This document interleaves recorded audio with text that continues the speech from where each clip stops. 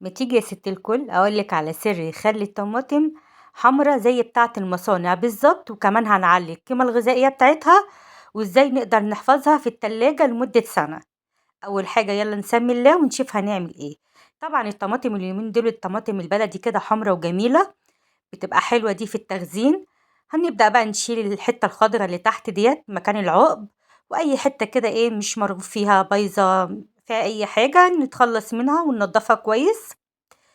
عايزة أقولك هنعلي القيمة الغذائية بتاعتها، وهنعملها بطريقة جميلة وسهلة خالص. لو تابعتيني لحد هنا ما تنسيش اللايك والشير والاشتراك في القناة عشان يوصلك كل جديد، وننزل كده في التعليقات نصلي على النبي. ادي كده احنا خلاص نضفت الطماطم بتاعتي، طبعا كنت غسلاها الاول غسلة كويسة اهم حاجة. هنا بقى هنجيب البنجر. البنجر ده بيديها لون جميل وفي نفس الوقت بيعلي القيمة الغذائية بتاعتها. طبعا غسلتها كويس وقشرتها. هنا بقى نقطعها قطع ونحطها في قلب ايه الطماطم ديت انا مش هحط لها ميه خالص عشان نخليها مركزه وتبقى زي الصلصه اللي بتتباع في العلب بره. هنا انا شغلت النار عليها واغطيها هكمرها عشان تنزل ايه ميتها، وهسيبها كده ايه تتسبك. ادي كده خلاص هي ما اتسبكتش لسه كويس، بس كده انا مش عايزاها تتسبك خالص دلوقتي غير لما ايه هشيل الريم بتاعها واضربها في الخلاط. شايفين بقى كل الريم ده كده الشوائب دي كلها نتخلص منها. زي ما انتوا شايفين كده هي نزلت ميتها، انا ما حطيتلهاش ميه خالص، ومش هيبان لونها دلوقتي غير لما اجي ايه اضربها واصفيها. اهم حاجه بس نتخلص من الشوائب اللي طالعه منها. ما تنسيش بقى اللايك هو اللي هيرفع الفيديو. هنبدأ بقى ايه نضربها في الخلاط او بالبلندر كده في نفس الحله.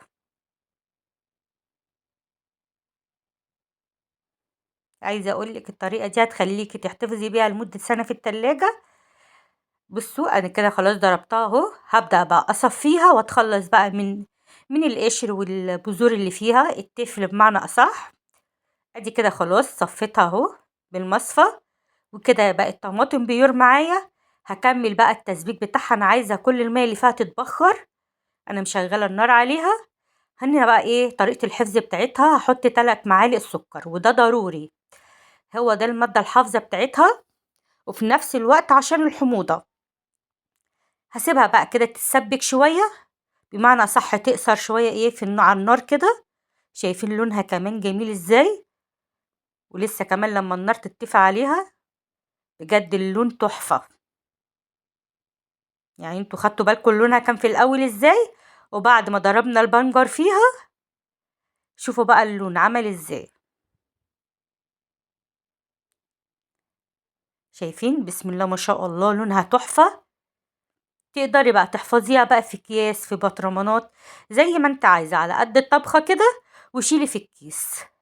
طبعا بقى كده دي طماطم مركزة، يعني ما تكتريش في الكيس لان الكيس يعمل لك طبخه كويسه، يعني على الاقل حتى نص كيلو خضار.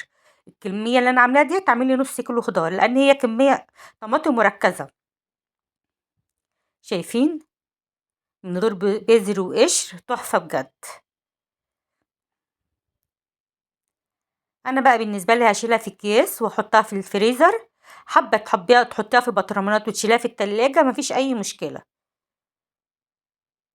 يعني بذمتك كده مش احسن من اللي بتتباع بره، ما احناش عارفين عصرين ايه وعاملين ايه. انت اللي عاملاها بايدك وضامنه نظافتها.